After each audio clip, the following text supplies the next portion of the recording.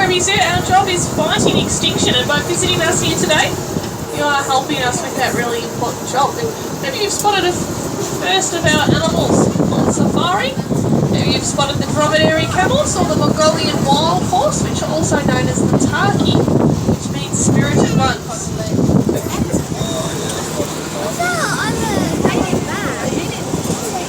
Now if our camel comes to visit you on the side of the bus, feel free to say hello to her, but please don't try and stick your arms inside.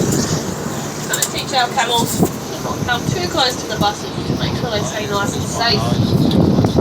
Now the Mongolian wild horse became extinct in Mongolia back in the 1960s, but with the help of zoos, they have been introduced back into the wild. So there's now around 500 of them living in Mongolia once again. They are a completely wild horse.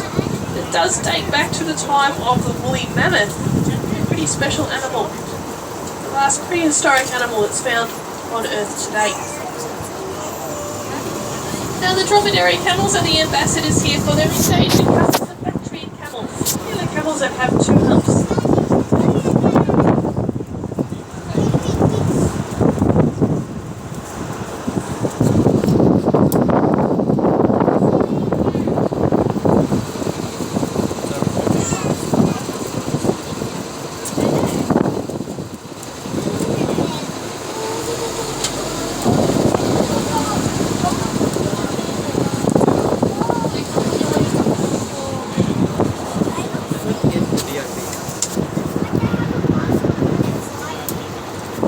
Antelopes that you can see out to our right are called adaks.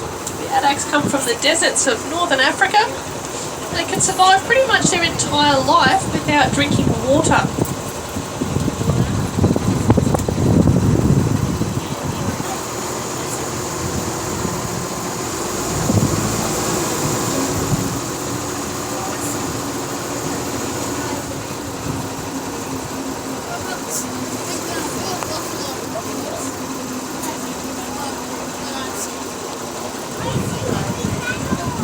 Now the American bison used to be one of the most common or most prolific herd-living mammals.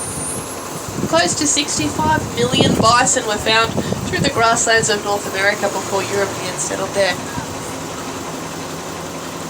There's a couple of youngsters in that group. And baby bison are born, they start off with orange-coloured fur, so they're often referred to as pumpkins. As they get older, that colour changes to dark brown.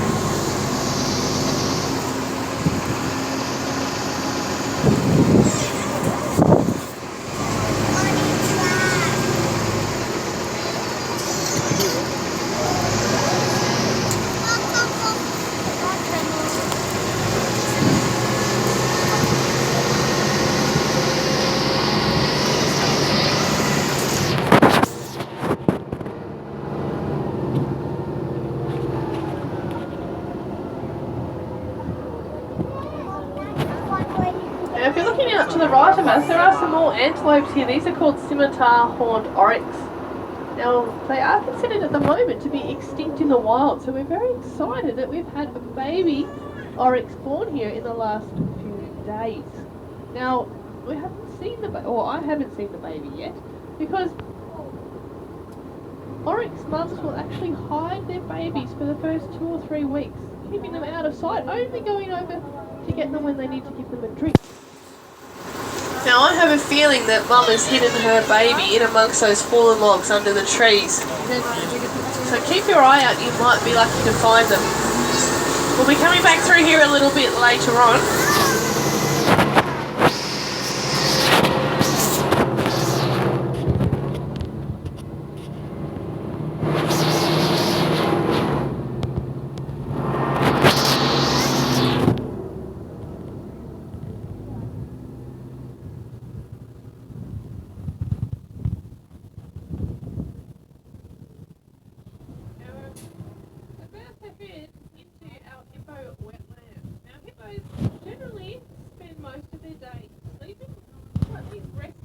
Often completely submerged in the water, but this morning I can see our hippos out in the sunshine enjoying this lovely warm weather.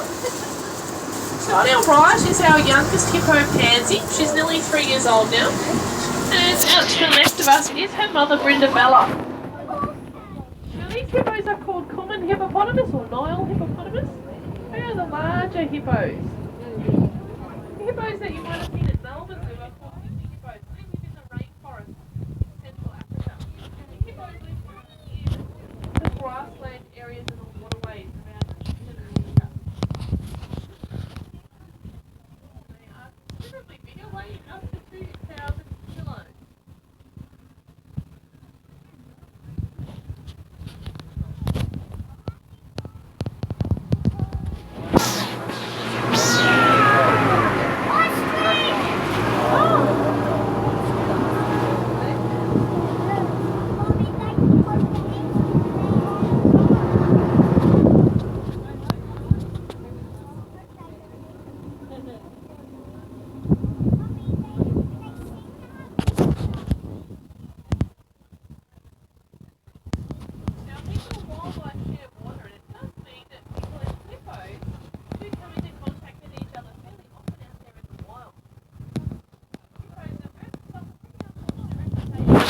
Dangerous animals in Africa. Hippos are really important animals to have in the wetlands, and they do help to promote water flow, and also add a huge amount of nutrients from their manure or their dung. Now you might have spotted Mr. Ostrich as we came through the gates there. We'll see a few of them around while we're on safari today. Black and white feathers means that they're boy ostrich or males. They can weigh up to 150 kilos. Female or the girl ostrich have brown feathers. They look a little bit similar to emus found here in Australia.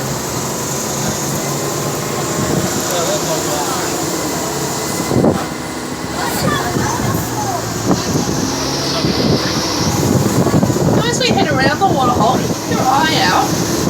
You might spot some little antelopes, which are called blackbucks. See some very big fluffy antelopes with white circles on their bottoms, dark brown fur, and they're called waterbuck.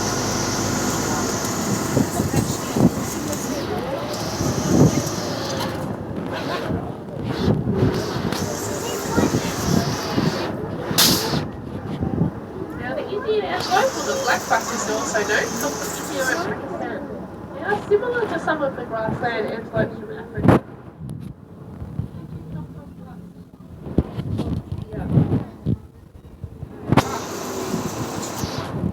Now, very agile, they can jump nearly 2 meters up in the air, very springy on their feet.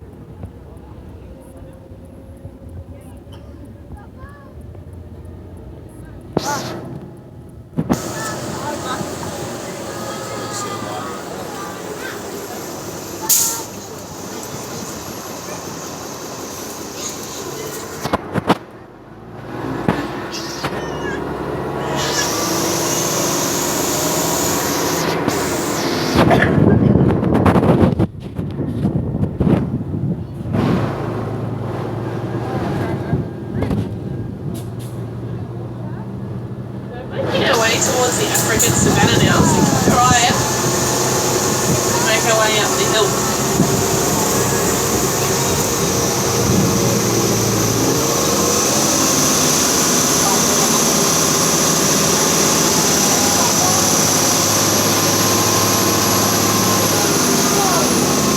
So have a think about what animals you would expect to see on the savannas of Africa and what it might be like if you were actually living alongside them.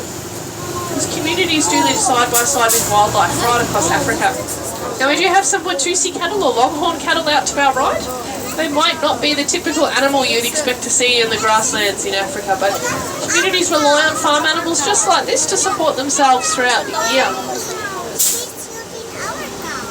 Unfortunately though, to raise big farm animals like this, we do actually start to increase competition for habitat.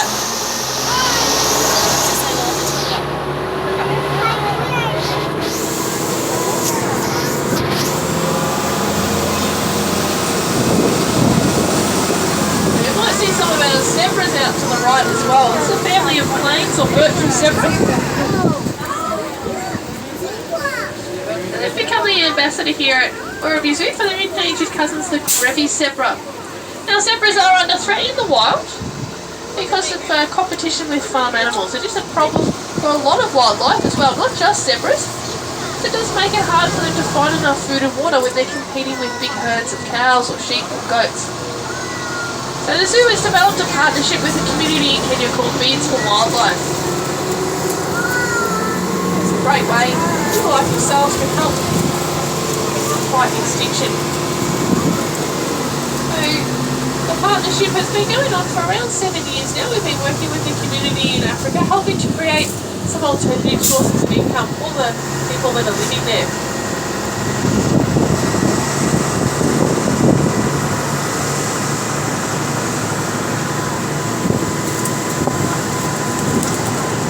So now the women are making beautiful beanbag for sale. It is for sale here at the zoo shop, creating that sustainable income for the families. That means they don't need as many goats, sheep, or cows, and that means there is more food for the wildlife.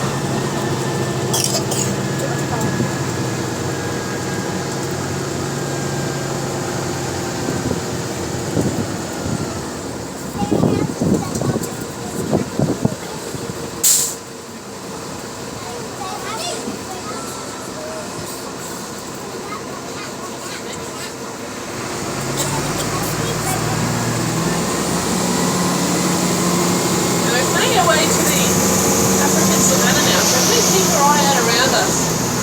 See what you can see as we make our way around the escarpment here. We will head down a little bit closer to some of those animals very shortly.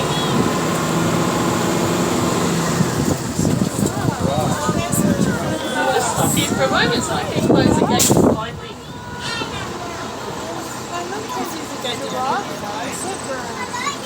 Zoom,